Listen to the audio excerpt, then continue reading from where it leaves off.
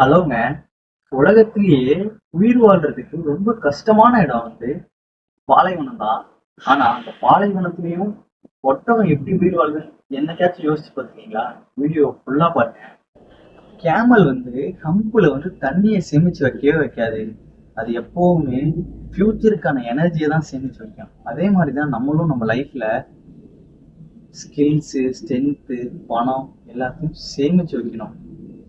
அப்பதான் அது ஃபியூச்சருக்கு உதவும். பாலைவனத்துல குடிக்க தண்ணியே இருக்காது. ஆனா ஒட்டகம் அதை நினைச்சு பேனிக்கே ஆகாது. அதே மாதிரிதான் நம்ம லைஃப்ல ஸ்ட்ரகிள்ஸ், ப்ராப்ளம் எது வந்தாலும் நம்ம பேனிக்கே ஆகக்கூடாது.